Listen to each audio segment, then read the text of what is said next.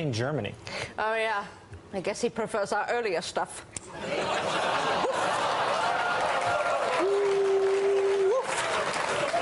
You know, the only thing he and I see eye to eye on is hair shapes. Because we have the same stylist. Same stylist? Yes. We just walk in, we yell, "You have 3 seconds, go!" Time now to talk about the world in 20... I love Saturday Night Live. It's really... Anyhow, the 30th edition of The Economist's annual compilation of predictions for the year ahead is out now. And joining us now, executive editor of The Economist, Daniel Franklin. Very good to have you on board this morning. You have predictions? You have predictions. I'm wondering if what we saw yesterday in France, though, with the defeat of the Nationalist Party, doesn't serve as possibly a predictor to what will happen in this country in 2016. A lot of noise from the far right, from nationalists, and then a whimper at the end of the day. I think it could be, because what you had is the anti-populist parties pulling together, in some cases the socialists standing down and letting the centre-right have a free run at the National Front and winning in every single case. So that was quite stunning. It's also, I think, possibly a precursor of what you get in 2017 in the French presidential election, when Marine Le Pen could well be the candidate. But you're going to hear a lot about her, come what may, in the year ahead. So you say the year can be summed up in 3 words: woes, women, and wins. Let's start with women. You say they'll be at the heart of many of the biggest decisions of 2016. Yes, absolutely. Well, obviously, here in America, we're about to have the interest rate decision from the Federal Reserve. So Janet Yellen is going to be someone who, and what happens after that is going to be crucial, how far and how fast interest rates rise. So everybody looking to Yellen. Hillary Clinton is certainly the candidate to beat in the election here. And then Angela Merkel in Europe is the absolute central figure on the migrant question and much else besides. Isn't that remarkable? Central figures in American politics and in Europe and in finance. And you could go on. In Asia, you have Aung San Suu Kyi. You have possibly 2 new women presidents in Asia, in Taiwan and the Philippines. What happens if oil prices continue to plunge? Social programs in Saudi Arabia that the kingdom pays for out of oil revenue, their revenue dwindles. What's the prognosis there? Well, the longer that goes on, the more strain it puts Saudi Arabia and other oil-producing countries under, clearly. But it also is a big stimulus. I mean, in Europe, a big oil importer, we benefit from cheaper oil.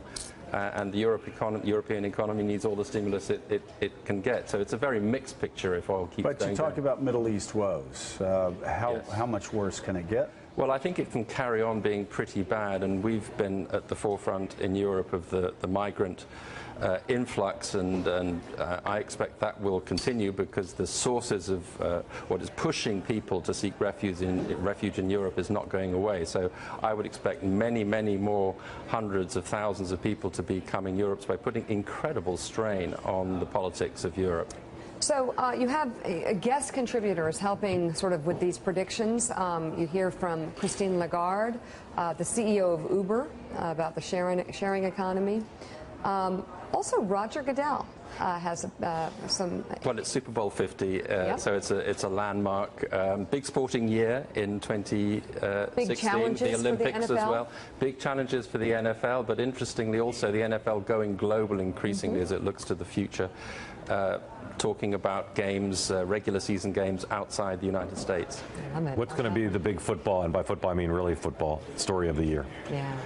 You mean proper football? Proper football, what the rest of the world would call football. Well, there's the France, in France there's the Euro 2016. I know, but who's going to be the big story in that? And I think actually, first of all, just safety will be the big story, because after what happened with an international games being postponed in Europe in the wake of the Paris attacks, I think just that tournament will be powerful if it goes off without incident. But then I think it'll be, of course, I would have to say that England are going to triumph. But as they always do. They always do, yes. All right. Yeah, actually, if you define always as 1966. 1966, yes. They always do. All right, well, Daniel, thank you so much for being with us. The Economist's World in 2016 is out now. Daniel Franklin, thank you very much. And by the way, will Mourinho still be running Chelsea at the end of 2016. You know, they're right near the drop zone at the moment, so unless he gets out pretty quickly, I think he will have to leave. On that note, Sacked. on that note, if it's way too early, Joe, what time is it? It is Morning Joe, but stick around. MSNBC Live is coming up next.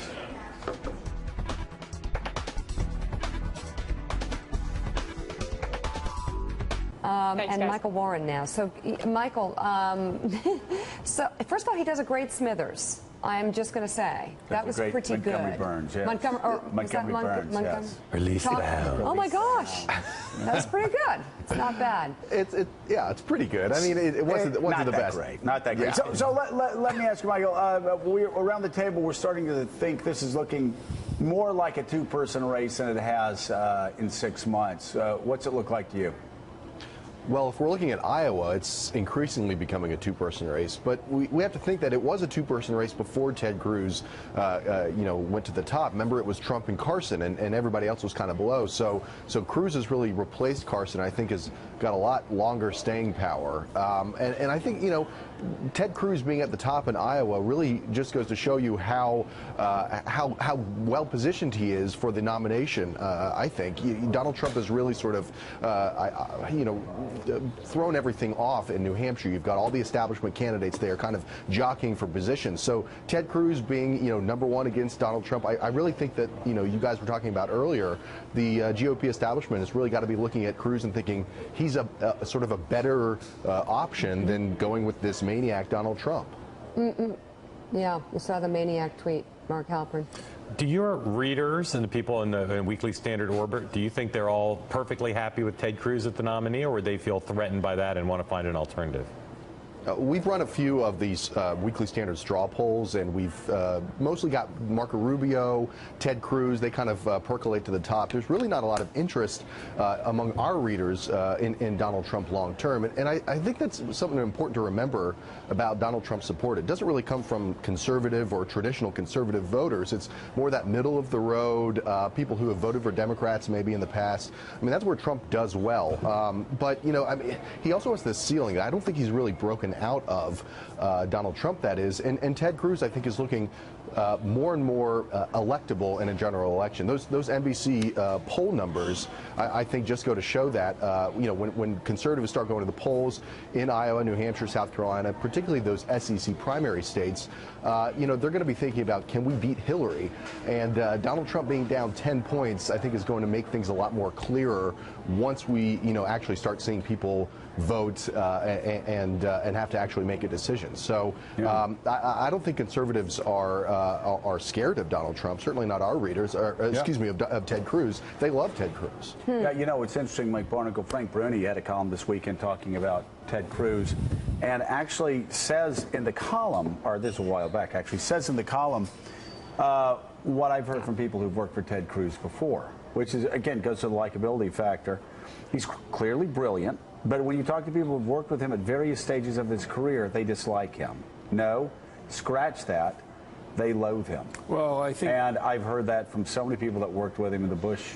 I think Frank Bruni had a quote in that piece from Ted Cruz's college roommate in freshman year, who, when asked about Ted Cruz as president, said, "Pick anybody else out of a phone book." And wow. I'd rather have that person. Yeah, he usually takes pride in being abrasive, as if the person's tally of detractors measures his fearlessness, not his obnoxiousness. Do you hire this applicant? No way. And that's why voters should be wary of Ted Cruz. But when you have Donald Trump saying this guy's personality can be abrasive at times, I'm sorry, it's a little different than Ben Carson saying that. One of the most important people in this race now is Heidi Cruz. She's going to step forward as a surrogate to try to combat the notion that he's not likable. And more audio tapes to come, according to Politico. So, Michael More Warren, audio tapes of him doing what? Sort of shifting around a little bit. Speaking to donors in Manhattan, where Manhattan Ted is different than Texas Ted. Yeah. Depends on the audience. Goodness. Up next, stocks are poised to open in negative territory this morning. We'll talk to Sarah Issa next. 6:32 past the hour. The Cruz campaign is using statisticians and behavioral psychologists to micro-target voters. The Washington Post reports that they essentially built their own version of a Myers-Briggs test. And field operatives use a custom iPhone app to determine whether people they meet might be a relaxed leader, a temperamental conservative, a true believer, or even a stoic traditionalist. And that helps determine the campaign's approach on everything from face-to-face interactions to the tone of personalized email blasts. It's fascinating. If you look at the list, a temperamental conservative, if they know they have a temperamental conservative, the article says they talk guns. If they have a stoic traditionalist, they talk Obamacare, I believe they said it was. I mean, they talk issues and they take an approach based on their personality characteristics. Isn't there, though, an inherent contradiction in that approach? I mean, candidates who are always talking disprovenly of federal government intrusion, privacy rights, and this is it's skillful, but it's scary. For a libertarian/conservative to be doing this is ironic. Joining us now. Oh, go ahead. Mark, it's voluntary, and it's the government, and it's not the government, so it's different. It is? Is it voluntary? I don't know that it's voluntary. These people don't sit down most of the people are opting in. They get big data, though, right? A lot of it is gleaned from their Facebook pages. It's big data and magazine subscriptions and shows that they watch and stuff. They follow them around on Google and then get information, right? It's not the government, it's the private sector. Oh, so it's okay? Different. Okay. Have you got any calls for any moving from any moving companies? Yeah, about 200 actually. Yeah. Thank you, because I'm helping somebody move.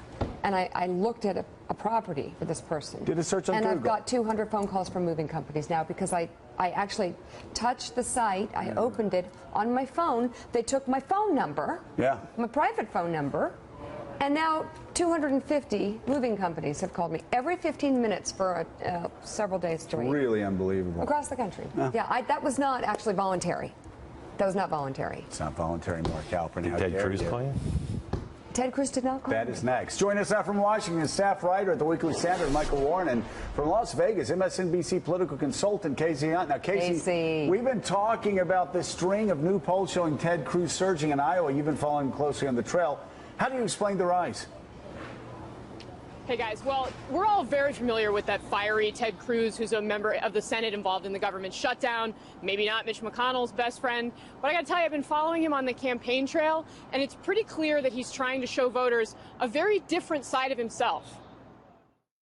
If you want someone to grab a beer with, I may not be that guy. Ted Cruz doesn't exactly have a reputation for being warm and fuzzy. We will carpet bomb them into oblivion. But on the campaign trail, Cruz has sometimes been showing, if not quite a softer side, then at least a lighter one. Inconceivable! The Princess Bride is a cult classic, and it's one of Cruz's favorites. So when an Iowa pastor asked, he was more than happy to demonstrate. So, what is it you have that's so worth living for? What you got here that's worth living for? True love. True love. Liar! Liar! Get back, witch! Shut up, witch! Ever since Prince Humperdinck fired him. I told you not to say that name. Humperdinck! Humperdinck! I can't hear you! Cruz also loves using Hollywood lines. Let me quote the movie Jerry Maguire. You had me at hello. You had me at hello. And he has a knack for impersonations. Smithers, release the hounds. Every time I get out. Just when I thought I was out. They keep pulling me back in. They pull me back in. There are new signs that this Ted Cruz is pulling voters in. Now 2 polls have him leading the entire field in Iowa. If I don't win, I've wasted my time. Cruz had been careful not to go after Trump in public, but he was recently caught on tape questioning Trump's judgment. People are looking for who is prepared to be a commander-in-chief, who understands the threats we face. Who am I comfortable having their finger on the button?